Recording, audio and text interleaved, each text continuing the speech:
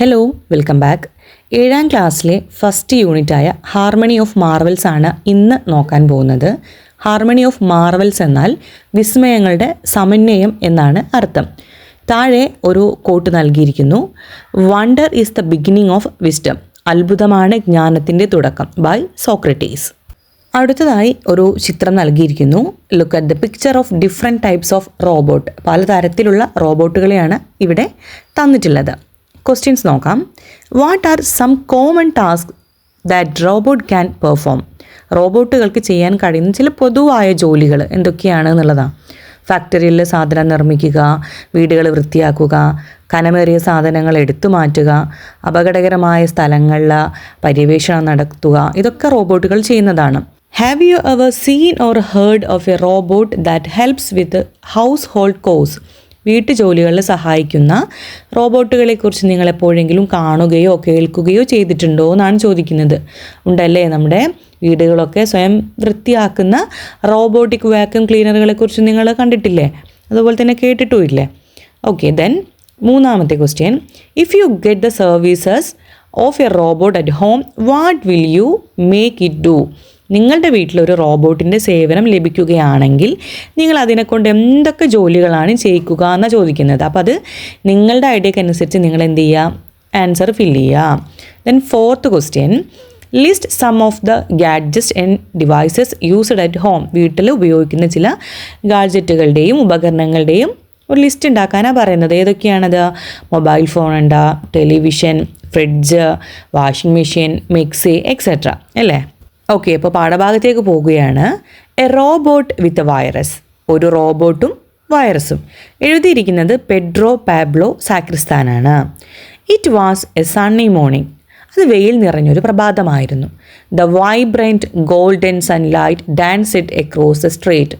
നല്ല വെയിൽ, തെരുവുകളിലൂടെ നൃത്തം ചെയ്യുക എന്ന് പറഞ്ഞാൽ നല്ല വെയിലായിരുന്നു എന്നാണ് അർത്ഥം. It cast warm hues upon the house tops. അത് വീടിൻ്റെ മേൽക്കൂരകളിൽ നല്ല നിറങ്ങൾ പകരുകയാണ് വെയിൽ. The air was crisp and refreshing. വായു നല്ല തണുപ്പുള്ളതും നല്ല ഉന്മേഷമുള്ളതും ആയിരുന്നു. The sunbeams peeped into Ricky's room through the skylight.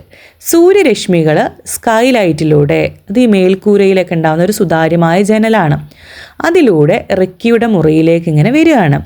He was still in bed. അവനിപ്പോഴും കിടക്കയിലായിരുന്നു. He was a young boy of 11. അവന് 11 വയസ്സുള്ള ഒരു കൊച്ചു പയ്യനായിരുന്നു.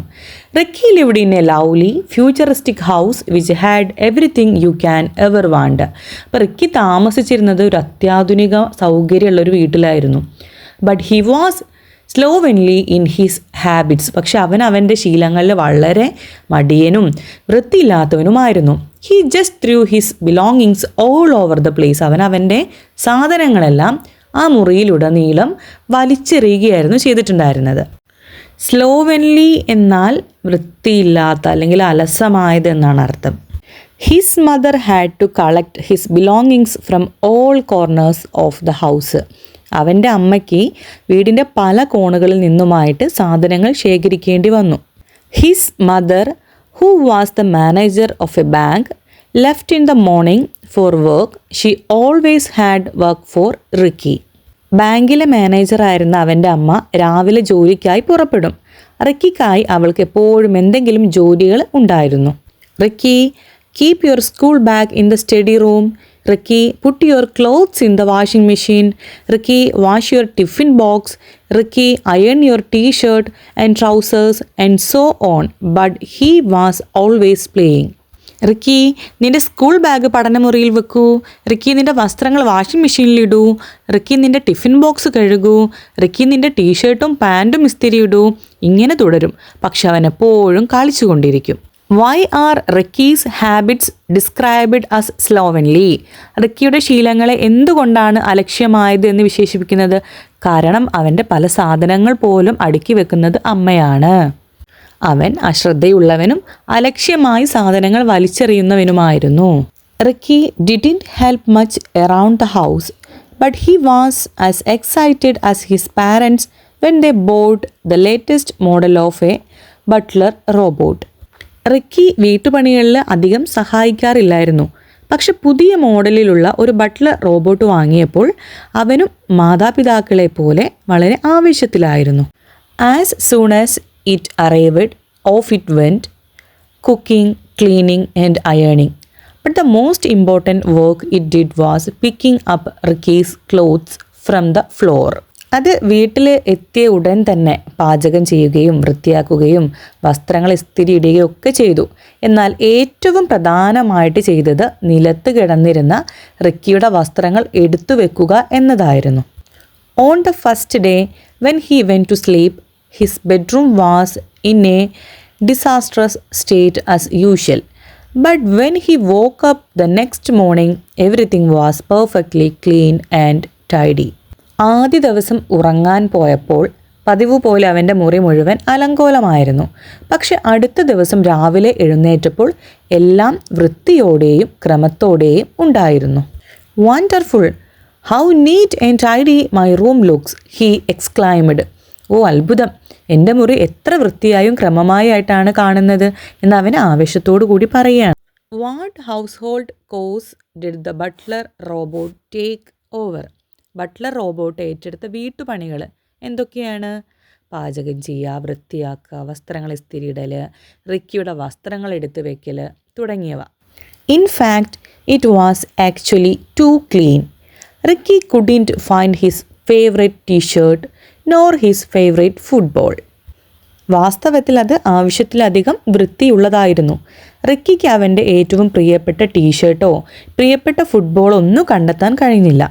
മാ, where is my t-shirt, where is my ball, he pestered his mother.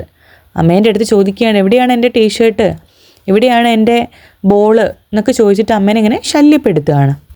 He could not find his things even after he had searched up and down.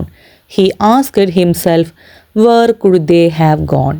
എല്ലായിടത്തും അരിച്ചു പെറുക്കി നോക്കിയിട്ടും അവന് തൻ്റെ സാധനങ്ങൾ കണ്ടെത്താനായില്ല.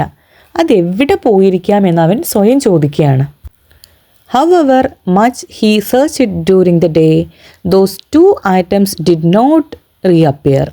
And the same was to happen with other things too. പകൽ മുഴുവൻ അവൻ എത്രയൊക്കെ തിരഞ്ഞിട്ടും ആ രണ്ട് സാധനങ്ങൾ കണ്ടെത്താനായില്ല. മറ്റു ചില സാധനങ്ങൾക്കും ഇതേ അവസ്ഥ തന്നെയാണ് സംഭവിച്ചിട്ടുമുള്ളത്. Ricky cast a suspicious eye on the gleaming butler robot. I think it's his handy work, he thought. Ricky തിളങ്ങുന്ന ആ ബട്ട്ലർ റോബോട്ടിനെ സംശയ കണ്ണുകളോടെ നോക്കി. ഇത് ഇതിൻ്റെ പണി തന്നെയാണെന്ന് എനിക്ക് തോന്നുന്നു, അവൻ ചിന്തിക്കുകയാണ്. He hatched a plan to spy on the robot and began following it around the house. അവൻ റോബോട്ടിനെ നിരീക്ഷിക്കാൻ ഒരു പദ്ധതി തയ്യാറാക്കി. അതിനെ വീട് മുഴുവൻ പിന്തുടരാനും തുടങ്ങി. Finally, he caught it red-handed while it was picking up one of his clothes. ഒടുവിൽ തൻ്റെ വസ്ത്രങ്ങളിൽ ഒന്ന് എടുക്കുന്നതിനിടയിൽ അവൻ റോബോട്ടിനെ കൈയോടുകൂടി പിടികൂടി. റെഡ് ഹാൻഡഡ് എന്ന് പറഞ്ഞാൽ കൈയോടുകൂടി പിടികൂടി എന്നുള്ളതാണ്. Ricky followed the robot without making a sound. To his surprise, he saw the robot folding his t-shirt neatly and keeping it on a pile of clothes in the storeroom. Ricky ഒരു ശബ്ദം പോലും ഉണ്ടാക്കാതെ റോബോട്ടിന് പിന്നാലെ നടന്നു. ആശ്ചര്യമെന്ന് പറയട്ടെ, robot അവൻ്റെ T shirt വൃത്തിയാക്കി മടക്കി സ്റ്റോർ റൂമിലെ വസ്ത്രങ്ങളുടെ കൂട്ടത്തിൽ വെക്കുന്നത് അവൻ കണ്ടു. What does the author mean by he caught it red-handed? He caught it red-handed എന്നതുകൊണ്ട് എന്താണ് ഉദ്ദേശിക്കുന്നത്? ഒരാൾ തെറ്റ് ചെയ്തുകൊണ്ടിരിക്കുമ്പോൾ തന്നെ അത് തെളിവോടുകൂടി പിടിക്കുന്നതിനെയാണ് റെഡ് ഹാൻഡഡ് എന്ന് പറയുന്നത്. ഇവിടെ റിക്കി വിചാരിക്കുന്നത് റോബോട്ട് തൻ്റെ വസ്ത്രങ്ങൾ മോഷ്ടിക്കുകയോ ഒളിപ്പിക്കുകയോ ചെയ്യുകയാണെന്നുള്ളതാണ്. അപ്പോൾ ആ സമയത്ത് തന്നെ അവൻ എന്ത് ചെയ്യാണ്? അത് കൃത്യമായിട്ട് പിടികൂടുകയാണ്. Off he went running to his parents. Father, this butler robot is faulty. അവൻ നേരെ മാതാപിതാക്കളുടെ അടുത്തേക്ക് ഓടി ചെന്നിട്ട് പറയുകയാണ്, അച്ഛാ, ഈ ബട്ട്ലർ റോബോട്ടിന് എന്തോ തകരാറുണ്ട്. He has filched my things. I think they programmed him badly. അവൻ എൻ്റെ സാധനങ്ങൾ മോഷ്ടിച്ചു. അവർ അവന് ശരിയായിട്ടല്ല പ്രോഗ്രാം ചെയ്തിരിക്കുന്നതെന്നാണ് എനിക്ക് തോന്നുന്നത്. Let us send him off. അവനെ ഇവിടെ നിന്നും നമുക്ക് ഒഴിവാക്കാം. Absolutely not. Father shook his head. ഒരിക്കലുമില്ല, അച്ഛൻ തലയാട്ടി. He was an expert in robotics. He had been delighted with the new butler. It was a dream come true. അദ്ദേഹം റോബോട്ടിക്സിൽ ഒരു വിദഗ്ധനായിരുന്നു. പുതിയ ബട്ട്ലറെ കിട്ടിയതിൽ അദ്ദേഹം വളരെ സന്തുഷ്ടനായിരുന്നു. അദ്ദേഹത്തെ സംബന്ധിച്ച് അതൊരു സ്വപ്ന സാക്ഷാത്കാരമായിരുന്നു. But Ricky was obstinate. I want to get rid of him. A heated argument between Ricky and his father followed.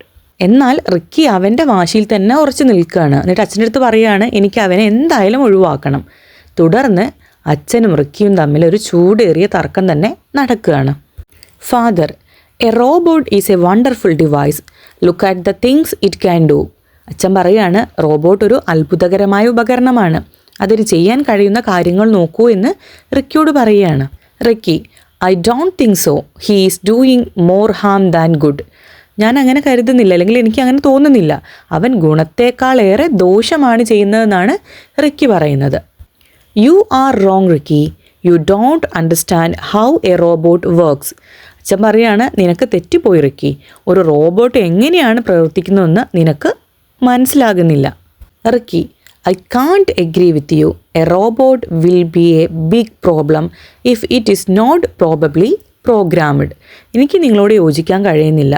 ഒരു റോബോട്ട് ശരിയായി പ്രോഗ്രാം ചെയ്തിട്ടില്ലെങ്കിൽ അതൊരു വലിയ പ്രശ്നം തന്നെയാകുമെന്ന് റിക്കി പറയുകയാണ്. Ricky kept on complaining to his parents about the robot hiding things that outweighed whatever useful things he did. Robot സാധനങ്ങൾ ഒളിപ്പിച്ച് വെക്കുന്നതിനെക്കുറിച്ച് Ricky മാതാപിതാക്കളോട് പരാതിപ്പെട്ടുകൊണ്ടേയിരുന്നു. അവൻ ചെയ്ത മറ്റ് കാര്യങ്ങളെക്കാളും വലുതായിരുന്നു അവനത്. One day, the robot who was wearing past heard the boys' complaints. The robot returned with a pair of Ricky's shoes and some of his clothes. ഒരു ദിവസം ആ വഴി ശബ്ദമുണ്ടാക്കി കടന്നുപോയ റോബോട്ട് റിക്കിയുടെ പരാതികൾ കേൾക്കുകയാണ്. റോബോട്ട് റിക്കിയുടെ ഒരു ജോഡി ഷൂസും കുറച്ച് വസ്ത്രങ്ങളുമായി തിരിച്ചു വന്നു. Here sir, I did not know it was bothering you, said the butler in his metallic voice. ഇതാ സാർ, ഇത് നിങ്ങളെ ബുദ്ധിമുട്ടിക്കുന്നുണ്ടെന്ന് എനിക്കറിയില്ലായിരുന്നു, ബട്ട്ലർ തൻ്റെ ലോ ശബ്ദത്തിൽ പറഞ്ഞു. How could it not, you thief, you have been nicking my stuff for weeks. ഇതെങ്ങനെ ബുദ്ധിമുട്ടിക്കാതിരിക്കും? കള്ള, നീ ആഴ്ചകളായി എൻ്റെ സാധനങ്ങൾ മോഷ്ടിക്കുകയായിരുന്നു. I had seen your things lying scattered on the floor. നിങ്ങളുടെ സാധനങ്ങളൊക്കെ നിലത്ത് ചിതറിക്കിടക്കുന്നത് ഞാൻ കണ്ടിരുന്നു. I thought that you did not need them. ഞാൻ ചിന്തിച്ചു അതൊന്നും നിങ്ങൾക്ക് ആവശ്യമില്ലാത്തതാണെന്ന്. I am programmed to collect all that is not wanted. എന്നെ പ്രോഗ്രാം ചെയ്തിരിക്കുന്നത് ആവശ്യമില്ലാത്ത സാധനങ്ങളൊക്കെ കളക്ട് ചെയ്യുന്ന രീതിയിലാണ്. At night I send them to place where other humans can use them. രാത്രിയിൽ ഞാൻ അവ മറ്റ് മനുഷ്യർക്ക് ഉപയോഗിക്കാൻ കഴിയുന്ന സ്ഥലങ്ങളിലേക്ക് അയക്കുന്നു. I am a maximum efficiency machine. Were you unaware of it? The robot said with a certain pride. ഞാൻ പരമാവധി കാര്യക്ഷമതയുള്ളൊരു യന്ത്രമാണ്. നിങ്ങൾക്കിതിനെക്കുറിച്ച് അറിവില്ലായിരുന്നോ? ഒരു പ്രത്യേക അഭിമാനത്തോടെ റോബോട്ട് പറഞ്ഞു. Ricky was അഷേമഡ്. റിക്കിക്ക് ലജ്ജ തോന്നി. He had spend all his life treating things as though they were useless. സാധനങ്ങൾക്കെല്ലാം യാതൊരു വിലയുമില്ലെന്ന മട്ടിലാണ് അവൻ ജീവിതകാലം മുഴുവൻ അവയോട് പെരുമാറിയിരുന്നത്. He cared for nothing. അവൻ ഒന്നിനെയും പരിപാലിച്ചിട്ടുണ്ടായിരുന്നില്ല. Yet there were many people in the world who would have been delighted to have Ricky's things. എന്നിട്ടും റിക്കിയുടെ പക്കലുള്ള സാധനങ്ങൾ ലഭിച്ചാൽ ഏറെ സന്തോഷിക്കുന്ന ഒരുപാട് ആളുകൾ ഈ ലോകത്ത് ഉണ്ടായിരുന്നു. Unlike him, they would have taken good care of them too. അവനെപ്പോലെയല്ലാതെ അവർ അതിനെ നന്നായി പരിപാലിക്കുകയും ചെയ്യുമായിരുന്നു. He realised that the robot was neither broken nor misprogrammed. ആ റോബോട്ട് കേടുവന്നതോ തെറ്റായി പ്രോഗ്രാം ചെയ്യപ്പെട്ടതോ അല്ലെന്ന് അവന് തിരിച്ചറിയുകയാണ്. Rather it had been programmed extremely well. പകരം അതിനെ വളരെ മികച്ച രീതിയിലാണ് പ്രോഗ്രാം ചെയ്തിരിക്കുന്നത്. Since then Ricky decided to become a maximum efficiency boy. അന്നു മുതൽ ഒരു മാക്സിമം എഫിഷ്യൻസി ബോയ്, പരമാവധി എല്ലാ കാര്യങ്ങളും ചെയ്യാൻ തയ്യാറായിട്ടുള്ള ഒരു കുട്ടിയായിട്ട് മാറാൻ റിക്കി തീരുമാനിക്കുകയാണ്.